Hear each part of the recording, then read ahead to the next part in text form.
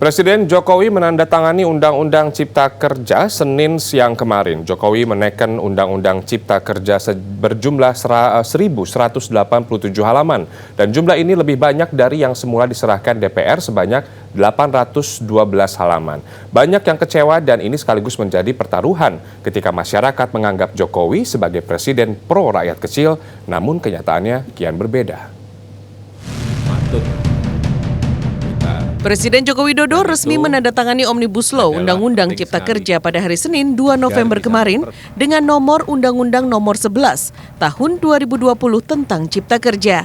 Naskah undang-undang yang telah diteken ini bisa diakses di situs resmi Sekretariat Negara Republik Indonesia. Dalam situs ini, Undang-Undang Cipta Kerja memuat 1.187 halaman, lebih banyak dari naskah yang diserahkan DPR pada 14 Oktober lalu, yakni sebanyak 812 halaman.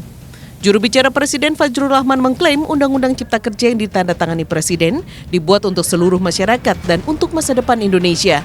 Fajrul menambahkan aturan ini juga telah diundangkan dalam Lembaran Negara nomor 245.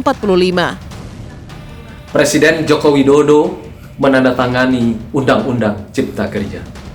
Alhamdulillah, terima kasih sebesar-besarnya kepada seluruh rakyat Indonesia dan puji syukur kepada Allah Subhanahu wa Ta'ala.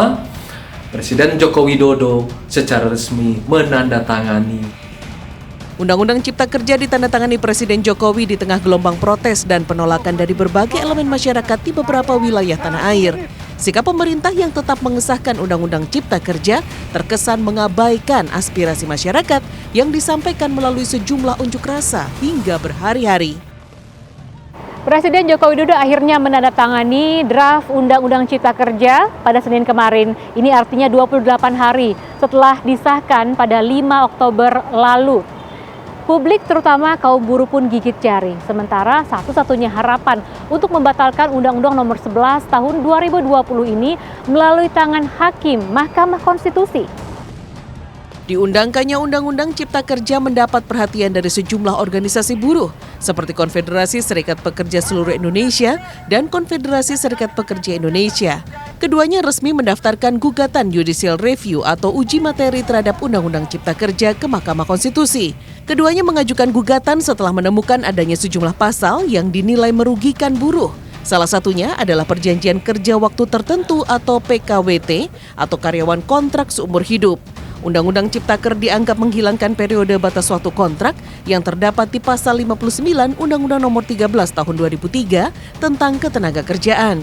Dampaknya, pengusaha bisa mengontrak berulang-ulang dan terus-menerus tanpa batas periode menggunakan PKWT atau karyawan. Kami akan mengambil langkah konstitusi untuk mengajukan judicial review ke MK dalam waktu segera. Siang ini kami sudah melakukan rapat terbatas bersama seluruh jajaran pengurus dan mempersiapkan tim hukum untuk mempersiapkan gugatan tersebut.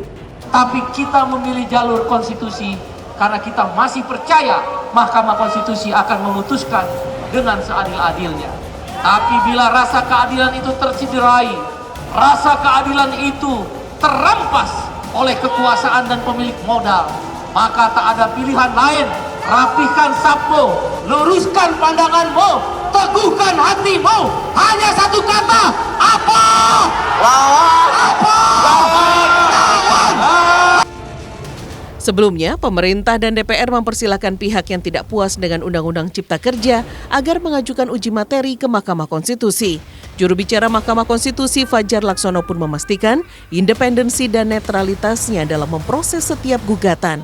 Setiap persidangan juga akan digelar terbuka dan dapat dipantau langsung oleh publik. Memastikan bahwa dirinya independen dan imparsial gitu kan. Saya memastikan bahwa peristiwa apapun gitu ya, apakah ada peristiwa-peristiwa tertentu itu tidak akan mengurangi kejernihan berpikir Hakim Konstitusi. Dan saya kira yang terpenting adalah publik itu bisa mengikuti, memonitor, memantau seluruh persidangan MK yang begitu terbuka. Selain unjuk rasa, keberatan akan Undang-Undang Cipta Kerja dapat dituangkan melalui gugatan ke Mahkamah Konstitusi. Pengamat hukum tata negara menyatakan judicial review ke Mahkamah Konstitusi memang menjadi prosedur yang tersedia bagi masyarakat yang keberatan dengan isi RUU Cipta Kerja. Namun, aksi demonstrasi juga bisa menjadi cara yang tepat untuk menyatakan keberatan terhadap Undang-Undang Cipta Kerja. Aksi unjuk rasa sebagai cara berdiskusi yang seharusnya dapat diterima oleh pemerintah dan DPR. Supaya yang nggak setuju bawa ke MK, menurut saya memang itu pernyataan yang arogan ya. Arogan tuh maksudnya gini, menutup ruang diskusi gitu loh. Jadi tidak mau membahas dulu bahwa ternyata tuh kemarin juga salah prosesnya. Jadi bahwa memang prosedur selanjutnya ada MK, betul. Konstitusi juga bilang begitu gitu. Seluruh ketentuan dalam Undang-Undang Cipta Kerja mulai berlaku sejak 2 November 2020. Undang-Undang Ciptaker menggantikan sejumlah ketentuan lama di Undang-Undang Ketenagakerjaan, Undang-Undang Perpajakan, dan sejumlah aturan lainnya. Presiden begitu yakin Undang-Undang Cipta Kerja dapat menarik investasi sebanyak-banyaknya. Memang di atas kertas Omnibus Law merampingkan berbagai undang-undang yang tumpang tindih dan bertele-tele. Namun di tataran penerapan, pungli, korupsi, mentalitas, dan etos kerja aparatur negara sesungguhnya masih menjadi PR besar. Apakah Undang-Undang Sapu Jagat juga mampu mempercepat revolusi birokrasi yang berdaulat?